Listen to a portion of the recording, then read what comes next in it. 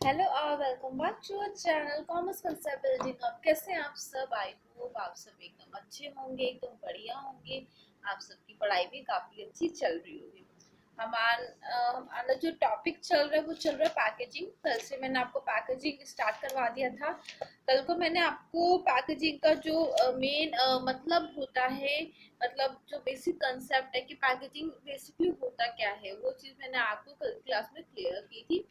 आज हम पढ़ेंगे ऑब्जेक्टिव्स ऑफ पैकेजिंग, मतलब कौन कौन से ऑब्जेक्टिव्स होते हैं पैकेजिंग के। तो फिर स्टार्ट करते हैं आज की क्लास। जो सेकंड टॉपिक है पैकेजिंग कंसेप्ट में, वो है आपका ऑब्जेक्टिव्स ऑफ पैकेजिंग। मींस कि हम पैकेजिंग क्यों करते हैं। कल को मैंने आपको ये बताया था कि पैकेजिंग क्या होती है, और उसमें मैंने आपको बहुत सारी चीजें बताई भी थी कि हम प्रोटेक्शन के लिए पैकेजिंग करते हैं, अट्रैक्टिव रहे हमारा पैकेट, जो पैकेज है प्रोडक्ट, उसको हम अट्रैक्टिव बनाते हैं जिससे कस्टमर ज्यादा आए।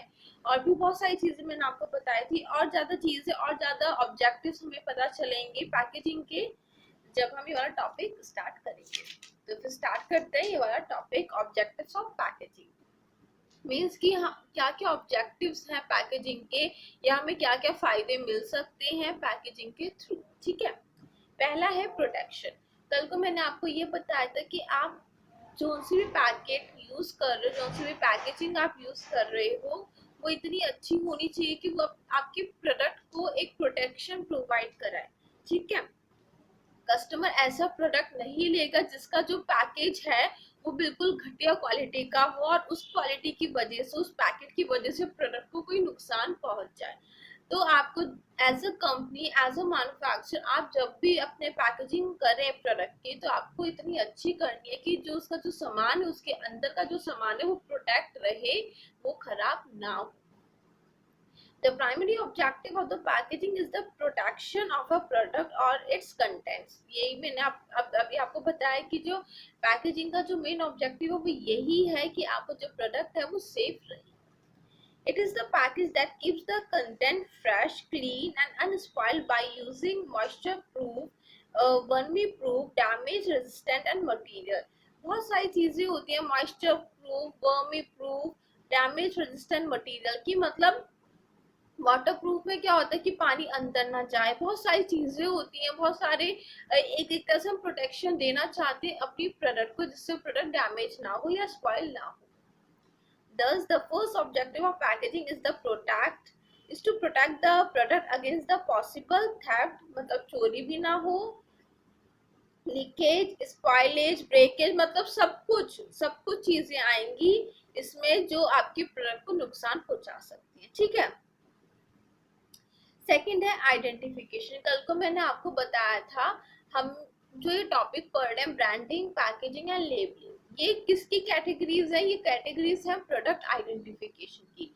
अब प्रोडक्ट आइडेंटिफिकेशन क्या होता है, ये मैंने जब आपको ब्रांडिंग, पैकेजिंग, लेबलिंग स्टार्ट करवाया था चैप्टर, उसमें आपको इंट्रोडक्शन में मैंने आपको पढ़ाया था प्रोडक्ट आइडेंटिफिकेशन क्या होता है। शॉर्ट में मैं अभी आपको बता देती हूँ। प्रोडक्ट आइडेंटिफिकेशन का मतलब ये है कि हम कैसे एक प्रोडक्ट को, एज अ कस्टमर, अगर मैं कस्टमर हूँ तो मैं एक प्रोडक्ट को कैसे पहचानूंगी। पहली तो चीज है ब्रांड के थ्रू मैं पहचान सकती हूँ कि चलो कंपनी का नाम है तो ये वाला प्रोडक्ट इस कंपनी का है। दूसरी जो चीज आती है प्रोडक्ट आइडेंटिफिकेशन में, जिससे हमें पता चलता है किसी प्रोडक्ट के बारे में, किसी प्रोडक्ट की जानकारी के बारे में हमें पता चलता है, वो होता है आपका पैकेजिंग। हम पैकेजिंग के थ्रू भी हम ये पता कर सकते हैं, अच्छा ये प्रोडक्ट ऐसा है, या ये प्रोडक्ट की क्वालिटी ऐसी है, या हमें ये प्रोडक्ट लेना है या नहीं लेना, ये अच्छा है या बुरा है। या हम पैकेजिंग के थ्रू ये भी बता सकते हैं कि ये प्रोडक्ट उस ब्रांड का है। देखो, जो ब्रांडेड गुड्स रेगुलर परचेज करते हैं तो उनको ये पता है कि जो ब्रांडेड गुड्स की जो पैकेज है और जो नॉर्मल गुड्स की पैकेजिंग होती है वो बहुत डिफरेंट होती है। तो अगर आपके घर में कोई सामान लेके आया तो आपसे बैग से या उसकी पैकेजिंग को ही देख के आप बता दोगे कि ये तो उस ब्रांड का प्रोडक्ट है। ठीक है, फिर होता है आपका आइडेंटिफिकेशन में यही होता है कि पैकेजिंग के थ्रू कस्टमर को आइडेंटिफाई करने में इजी रहता है प्रोडक्ट को। After protection, identification of the product is the another objective of the packaging। ये एक और ऑब्जेक्टिव है उसके बाद, प्रोटेक्शन के बाद, जो बहुत इंपॉर्टेंट है। Next to brand names. अभी मैंने आपको बताया ना, ब्रांड नेम के बाद पैकेजिंग का ही रोल प्ले होता है प्रोडक्ट की आइडेंटिफिकेशन करने में। Packaging is another way and convenient method to identify the product of different manufacture. It is obvious that the packaging of one product is very much different from the other. हम सबको पता है एक company की packaging कुछ और है, दूसरी कंपनी की कुछ और है। तो अगर आप कुछ कंपनी के प्रोडक्ट यूज करते हो तो आपको पता है कि किस कंपनी कौन सा पैकेट आपका यूज मतलब कौन सा पैकेजिंग यूज कर रही है। Thus packaging becomes an easy means of product identification। वही मैंने अभी आपको बताया कि पैकेजिंग के थ्रू भी हम प्रोडक्ट की आइडेंटिफिकेशन कर सकते हैं। कोई एक पेपर बैग, चलो आपको प्रोडक्ट का ब्रांड नेम भी नहीं पता, लेकिन आपके घर में कोई सामान आया उसमें आपका पेपर बैग यूज हो रखा है, मतलब वो सामान की जो पैकेजिंग है वो पेपर बैग में मतलब पेपर बैग में यूज कर रखा है, उसको मतलब डाल रखा है प्रोडक्ट को, और एक कंटेनर में भी डाल रखा है। तो हमें ब्रांड नेम नहीं पता, कहीं बाहर का भी ब्रांड हो सकता है, तो हम ये बोलेंगे यार ये ब्रांडेड गुड्स लेके आए, क्योंकि थॉट है एक ऐसा आजकल चल रहा है, एक ट्रेंड में चल रहा है, जो ब्रांडेड गुड्स होते हैं उनकी पैकेजिंग बहुत अच्छी होती है, तो हमारा दिमाग वहां पे दौड़ जाता है कि यार ये पक्का ही कोई अच्छा ब्रांड होगा। और अगर कोई नॉर्मल थैली में सामान लेके आ रहा है तो हम कहेंगे ये तो ऐसे उठा के ले आया। तो ये छोटी छोटी बातें होती है जो हम सबकी लाइफ में चल रही होती हैं। तो बस इन लोगों ने भी वही बात लिख रखी है कि पैकेजिंग के थ्रू भी हम प्रोडक्ट की आइडेंटिफिकेशन कर सकते हैं। The size, color combination, graphics, material used in each package are unique that can be easily remembered and recalled। तो देखो सब पैकेजिंग का जो साइज होता है, कलर होता है, सब कुछ डिफरेंट होता है, इसलिए हमें पता चलता है कि कौन सा पैकेजिंग किस कंपनी की है, कौन सी पैकेजिंग किस कंपनी की है। ठीक है। तीसरा होता है कन्वीनियंस। कन्वीनियंस का मतलब है कि अगर मैं कुछ मतलब मैं कस्टमर हूँ और मैं किसी दुकान पे कुछ सामान लेने जाती हूँ, तो उसका पैकेज ऐसा होना चाहिए या उसका पैकेजिंग ऐसी होनी चाहिए कि मुझे घर पे लाते हुए दिक्कत ना हो, और जब मैं घर पे उस प्रोडक्ट को यूज कर रही हूँ तो मुझे उसकी पैकेजिंग की वजह से दिक्कत ना हो। तो यहाँ पे कन्वीनियंस का मतलब ये होता है कि कस्टमर को इजी रहे उसको हैंडल करने में, उसको यूज करने में। Another objective of packaging is to provide maximum convenience to the manufacturer, middleman and consumer। यहाँ पे तीनों ही ग्रुप्स की बात की जा रही है। वो लोग ये कह रहे हैं कि कन्वीनियंस का मतलब ये हुआ कि मैन्युफैक्चरर्स को, मिडलमैन को और कस्टमर को कोई भी दिक्कत ना आए जब वो प्रोडक्ट को हैंडल करे या लेके जाए घर पे या बेचे या यूज करे, कुछ भी करे, तो यहाँ पे उनको कोई दिक्कत ना आए। जैसे मैन्युफैक्चर ने बनाया, अब मैन्युफैक्चर को बना के मिडिल मैन को देना है, तो मैन्युफैक्चर जब मिडिल मैन को देगा तो उसके बीच में जो प्रोसेस होगा, फॉर एग्जाम्पल मैन्युफैक्चर या मिडिल मैन है, तो मैन्युफैक्चर मिडिल मैन को वो प्रोडक्ट दे रहा है, तो अगर देते समय उस प्रोडक्ट की पैकेजिंग में कुछ ऊंच नीच हो गई या प्रोडक्ट खराब हो गया पैकेजिंग की वजह से, तो यहाँ पे सब कुछ खराब हो जाएगा। तो यहाँ पे मैन्युफैक्चरर को भी ध्यान रखना है कि पैकेजिंग अच्छी रहे। अगर पैकेजिंग नहीं अच्छी होगी तो मिडिल मैन तक प्रोडक्ट ठीक सलामत नहीं पहुंच पाएगा, और फिर मिडिल मैन को कस्टमर को देना होता है, तो मिडिल मैन को भी इस बात का ध्यान रखना चाहिए कि जो पैकेजिंग या प्रोडक्ट की वो खराब नहीं होनी चाहिए, प्रोडक्ट को कोई नुकसान नहीं पहुंचना चाहिए। ठीक है, क्योंकि सब प्रोडक्ट को हैंड ओवर करेंगे, मैन्युफैक्चर मिडिल मैन को देता है। मिडिल मैन क्या होते हैं? Retailers, wholesalers. ठीक है, अब होलसेलर्स, रिटेलर्स कस्टमर को देते हैं। तो सब चीजों में, सब स्टेजेस में प्रोडक्ट को नुकसान नहीं पहुंचना चाहिए। ठीक है। A nicely designed package facilitate product use, handling, display, stocking, shipping, opening, closing, loading, unloading, etc. सब कुछ आ गया, कन्वीनियंस में हर चीज आ गई। यहाँ पे वो कह रहे हैं कि इतना अच्छा आपका पैकेज होना चाहिए कि कोई भी दिक्कत ना आए प्रोडक्ट को यूज करते हुए, प्रोडक्ट को हैंडल मतलब जब वो लेके जा रहे हैं, डिस्प्ले करते हुए, दिखाते हुए, स्टॉकिंग मतलब जब आप अपने गोडाउन पे स्टॉक कर रहे हैं, जैसे आप अगर आप होलसेलर हो, शिपिंग जब आप किसी को प्रोडक्ट शिप कर रहे हो, ओपनिंग में जब आप खोल रहे हो, क्लोजिंग जब आप बंद करके रख रहे हो, लोडिंग जब आप लोड कर रहे हो, अनलोडिंग जब आप निकाल रहे हो, एक्सेट्रा बहुत सारी चीजें होती है। तो मतलब प्रोडक्ट को कुछ भी नुकसान नहीं पहुंचना चाहिए, बहुत इजीली से आपकी ऐसी पैकेज होनी चाहिए कि आप इजीली से सारा ये जो काम धंधा है कंपनी का वो इजीली से कर पाओ। ठीक है। The best example of this kinds are tear tape,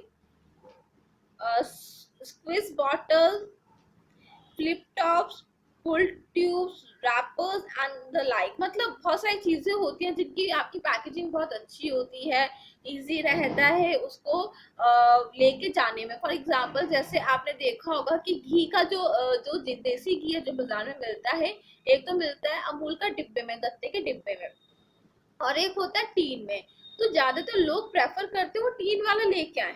क्यों? एक तो लाने में भी आसानी, ठीक है, और दूसरा क्या होता है, जो टीन का जो डिब्बा होता है, अगर फॉर एग्जाम्पल मुझे उसमें से घी निकालना है तो मैं घी निकाल लूंगी और फिर बाकी वो टीन के डिब्बे में रखा रहेगा।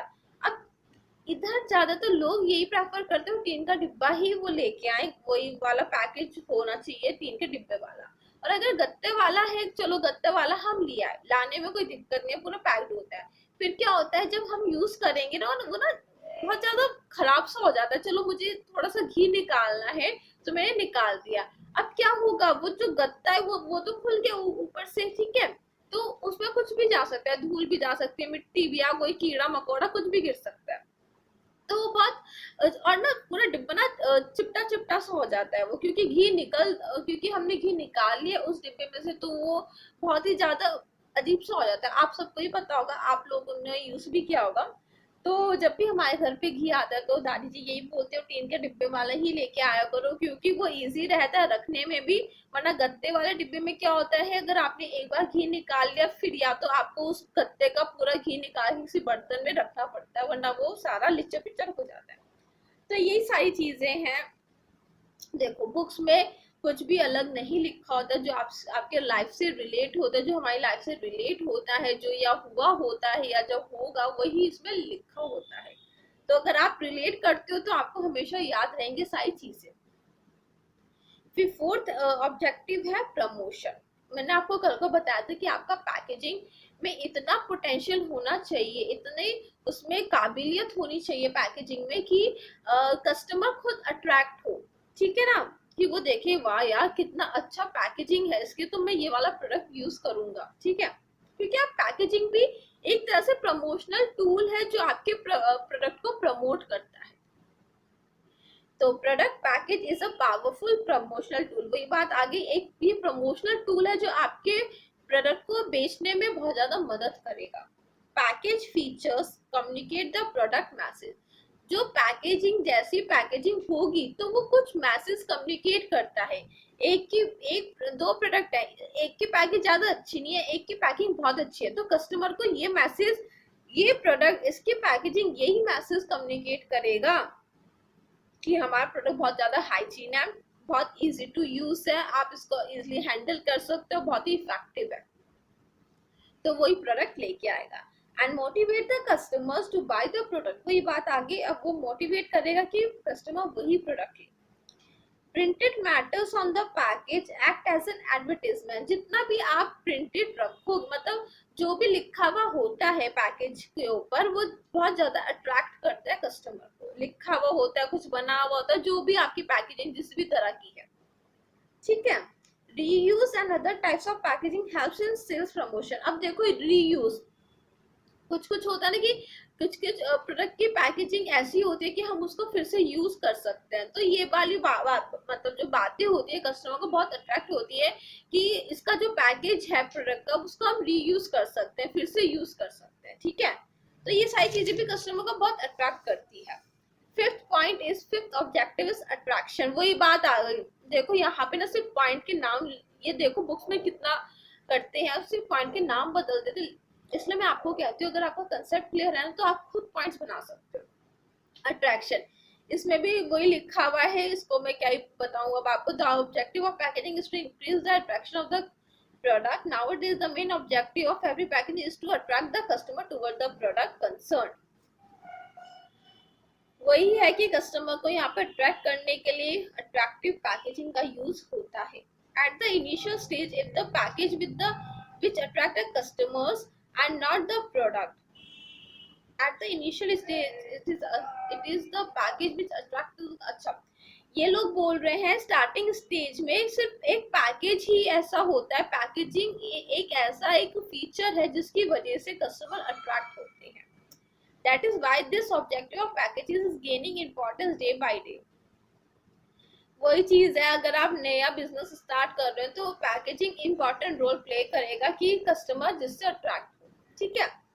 इकोनॉमी, सिक्स ऑब्जेक्टिव है economy. Nowadays most of the packages provide economic use of the product. The consumer can extract only that much quantity which is to be used at a time, and thus wastage can be avoided.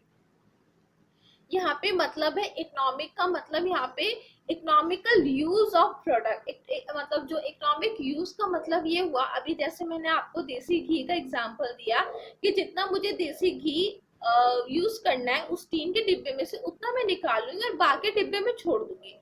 तो यहाँ पे economic use of the product का मतलब भी यही होता है, अगर आपने प्रोडक्ट में से मतलब पैकेजिंग में से कुछ थोड़ा सा प्रोडक्ट निकाला तो आपका जो प्रोडक्ट है वो खराब नहीं होगा, क्योंकि उसकी पैकेजिंग इतनी अच्छी है कि वो आपके प्रोडक्ट को सेव करके रखेगा। जो बचा हुआ प्रोडक्ट होगा पैकेट में उसको सेव करके रखेगा। जैसे टीन का मैंने आपको एग्जांपल बताया था, जो टीन का डिब्बा आता है देसी घी का, उसमें मैंने क्या किया, थोड़ा सा तो देसी घी निकाल लिया और जो बाकी देसी घी है वो भी सेव रहेगा टीन के डिब्बे में। तो इसको हम बोलते हैं इकोनॉमिक यूज ऑफ प्रोडक्ट। और ये किस वजह से हो रहा है, एक अच्छी पैकेजिंग की वजह से, ठीक है। हाँ, यहाँ पे लिखा हुआ है ना, consumer can extract only that much quantity which is to be use at a time, कि कस्टमर उतनी ही क्वांटिटी एक्सट्रैक्ट मतलब निकालेगा प्रोडक्ट में से जितना उसको चाहिए और बाकी प्रोडक्ट में छोड़ दे, मतलब बाकी पैकेजिंग में छोड़ देगा।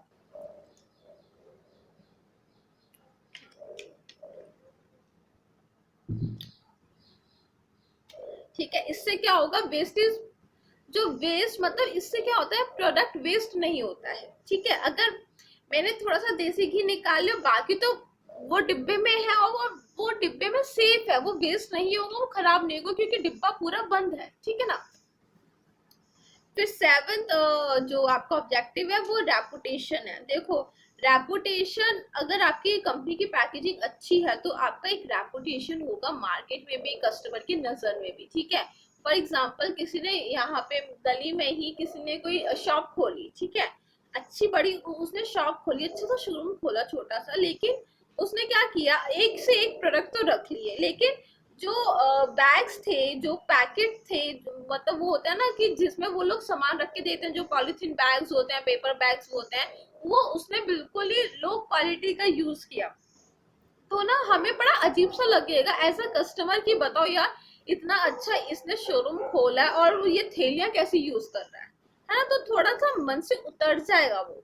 तो यहाँ पे भी वही चीज की बात हो रही है कि आपको पैकेजिंग अच्छी रखनी है। अगर आप भाई 10 लाख का शोरूम खोल रहे हो तो थोड़ा तो खर्चा कर लो पैकेजिंग के ऊपर, ठीक है। Packaging strategies affect the reputation of the product and the producer. Producer ये तो प्रोडक्ट की रेपुटेशन पे तो बाद में ही करेगा, लेकिन सबसे पहले जो कंपनी का मालिक होगा या दुकानदार का जो मतलब जो दुकानदार होगा उसके ऊपर अफेक्ट करेगा। Packaging looks like a fast seller. Packaging ऐसी होनी चाहिए कि प्रोडक्ट खुद पे खुद बिके। Majority of the manufacturer now pay much attention towards the packaging of the product। आज के टाइम पे ज्यादातर जो मैन्युफैक्चरर्स है, जो कंपनी, वो पैकेजिंग के ऊपर ज्यादा फोकस करती है। Packaging is considered as an asset. इनको असेट बोला जा रहा है कंपनी का। अब असेट क्या होती है, लायबिलिटी क्या होती है, वो आपने शायद अकाउंट में पढ़ा होगा, अगर नहीं भी पढ़ा तो हम आगे जब हमारी मार्केटिंग खत्म हो जाएगा इसके बाद मुझे सारे आपको सब्जेक्ट पढ़ाने कॉमर्स के, उसमें मैं आपको पढ़ाऊंगी, ठीक है। असेट का मतलब होता है एक तरह से हमारी कंपनी की प्रॉपर्टी, जिसको हम बोलते हैं हमारी अमानत, ठीक है ना। Thus, increase in reputation is also an objective of the modern packaging। फिर बस, और एट्थ ऑब्जेक्टिव में यहाँ पे हेडिंग है अदर्स ऑब्जेक्टिव करके इन लोगों ने हेडिंग बना रखी है, जिसमें इन लोगों ने लिख रखा है beside the above specific objectives. कुछ जो ऊपर के जो ऑब्जेक्टिव्स है उनको भी छोड़ के या उनके साथ कुछ और भी ऑब्जेक्टिव्स हैं जो हैं to improve the image and sale appeal of the product, to increase the rate of profit, to give free advertising of the, वही सारी चीज हैं जो हमने ऊपर पढ़ी, बस हेडिंग चेंज कर दे रहे हैं, वर्ड्स को घुमाते हैं। मैंने आपको स्टार्टिंग की क्लासेस से ही मैं आपको ये समझाती आ रही हूँ, बेसिक कंसेप्ट बिल्ड कीजिए। बुक्स में आप जब आप खुद पढ़ोगे ना बुक से, तो आपको ये समझ में आएगा कि ये लोग पॉइंट्स कैसे बनाते हैं। एक बार अगर आपका बेसिक कंसेप्ट क्लियर है तो आप पॉइंट्स आराम से खुद बना सकते हैं। बुक के पॉइंट तो फिर आपके पॉइंट से बहुत अच्छे होंगे, मतलब जो आपके पॉइंट है वो बुक के पॉइंट से बहुत अच्छे होंगे। तो इसलिए मैं आपको बोलती हूँ कंसेप्ट को बनाइए, अपना जो कंसेप्ट है उसको स्ट्रॉन्ग कीजिए, ठीक है। तो कंसेप्ट जब तक स्ट्रांग नहीं होगा आपका, जब तक आपकी अच्छी लर्निंग नहीं नहीं होगी, कुछ नहीं होगा। आप रटते जाओगे, नकल मारते जाओगे, रटते जाओगे, जो भी कुछ करते जाओगे, कुछ उसका फायदा नहीं होने वाला है। तो इसलिए मैं कहती हूँ अगर आप पढ़ रहे हैं तो मन से पढ़िए, दिल से पढ़िए, ठीक है। तो अगर आपको इस चीज में कुछ डाउट आया या कुछ आपको समझ में नहीं आया तो आप आराम से मुझसे कमेंट सेक्शन में पूछ सकते हैं। और टेंशन मत लीजिए, जितना भी मैंने आज आपको पढ़ाया है इसकी मैं पिक आपके साथ शेयर करती हूँ वीडियो के एंड में, आप सबको पता है। तो मुझे कमेंट करके जरूर बताया कीजिए, जितने भी लोग मेरी वीडियोस, मेरी क्लासेस देख रहे हैं, कि आपको क्लासेस कैसे लग रही हैं। देखो मुझे थोड़ा मोटिवेशन मिलेगा, मुझे लगेगा हाँ बच्चे पढ़ रहे हैं, हाँ आप लोग पढ़ रहे हो, तो मुझे थोड़ा मोटिवेशन मिलेगा। क्योंकि जो क्लासेस है मैं सिर्फ आप लोगों के लिए तो बना रही हूँ, थोड़ी ना मैं खुद को पढ़ा रही हूँ या रिवाइज कर रही हूँ। मैं अगर कैमरे के सामने बैठी हूँ, अपना ये चैनल खोला है तो आप लोगों के लिए ही तो खोला है मैंने ये, जिससे आप लोग पढ़े। तो मुझे थोड़ा मोटिवेट कीजिए, मेरे काम को अप्रिशिएट कीजिए। अगर आपको अच्छा लग रहा है तो प्लीज मुझे बताइए। तो फिर कल को हम एक और नया टॉपिक करेंगे पैकेजिंग का। बहुत इंटरेस्टिंग चीज है, बहुत अच्छी इसमें बातें बताई गई हैं पैकेजिंग में। तो हम आगे की क्लासेस में पढ़ते रहेंगे और मैं आपको पढ़ाती रहूंगी। तो अब मिलते हैं कल की क्लास में, तब तक के लिए बाय। ये बुक की पिक है, जितना भी मैंने आज आपको पढ़ाया है उसकी ये पिक है, तो आप यहाँ से आराम से पढ़ सकते हैं। अगर आपको कुछ डाउट या कन्फ्यूजन है तो आप आराम से मुझसे कमेंट सेक्शन में पूछ सकते हैं। तो अब मिलते हैं कल की क्लास में, बाय।